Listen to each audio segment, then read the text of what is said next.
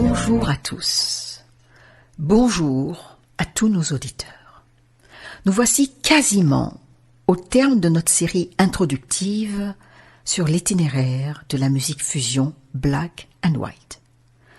Pour la clôturer, nous nous devions de se consacrer un épisode complet aux deux personnes qui en ont fait la promotion pour que cette musique jazz, créée par les Afro-Américains, soit reconnue comme un style musical à part entière. Ces deux personnes sont le chef d'orchestre américain blanc, Paul Whiteman, et le pianiste-compositeur américain blanc lui aussi, du nom de George Gershwin. Retenez bien leur nom, Paul Whiteman et George Gershwin. Replaçons-nous maintenant dans le contexte de l'époque.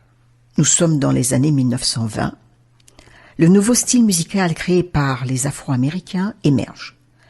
Cependant, même s'il attire instinctivement le public, il n'en est encore qu'à ses balbutiements, et certains le qualifient péjorativement comme une musique discordante, dit-il. Mais le chef d'orchestre Paul Whiteman y croit. Il est intuitivement et intimement persuadé que le jazz est en train d'initier un nouveau mouvement dans le monde de la musique en général. Il décide donc de le promouvoir. À cet effet, il fait appel au pianiste-compositeur George Gershwin pour composer un morceau style jazzy au fin d'un concert qu'ils intituleront ensemble une expérience de musique moderne. La date du concert est fixée au 12 février 1924. Ensemble, Whiteman et Gershwin se fixent comme objectif de réussir à prouver que le jazz a énormément évolué depuis les débuts de sa création. Ils souhaitent que par leur initiative, ce nouveau style musical puisse être accepté et reconnu, non seulement par le public, mais également par les critiques musicaux de l'époque. La tâche est ambitieuse. Dès le mois de novembre 1923, George Gershwin se concentre sur la composition de l'orchestration du morceau à concevoir pour ce concerto jazz. Il a peu de temps et l'inspiration ne vient pas. La date du concert se rapproche. Nous sommes en janvier 2024. Nous sommes en janvier 1924, à 5 semaines du concert. Cela devient un défi. Et soudain, l'idée créative arrive. George Gershwin explique, je vous lis sa note. Je n'avais pas de plan défini à l'esprit. Pas de structure sur laquelle ma musique se construirait. À cette période, j'ai dû aller à Boston. J'étais dans le train, avec les rythmes de ces rails en acier, ces cliquetis et ces fracas réguliers, très stimulants pour un compositeur. Et là, soudain, j'ai entendu. J'ai même clairement vu ce que cela donnerait sur le papier.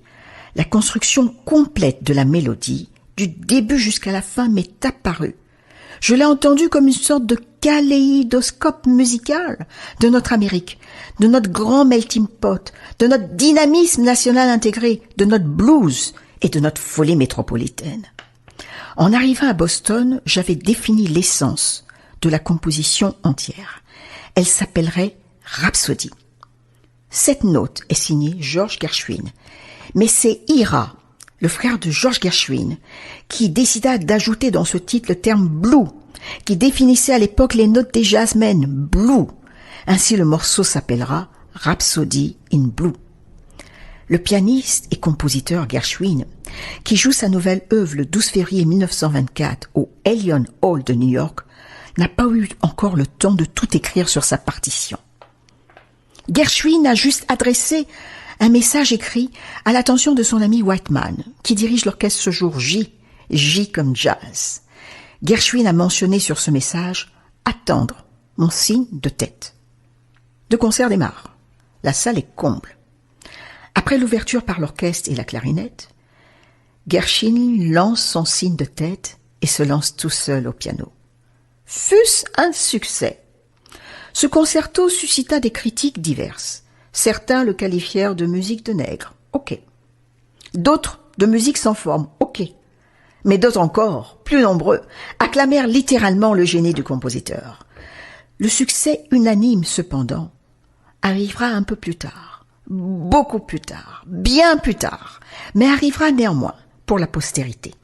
À tel point qu'il est reconnu aujourd'hui qu'une telle fusion entre la musique classique et le jazz fut inégalée.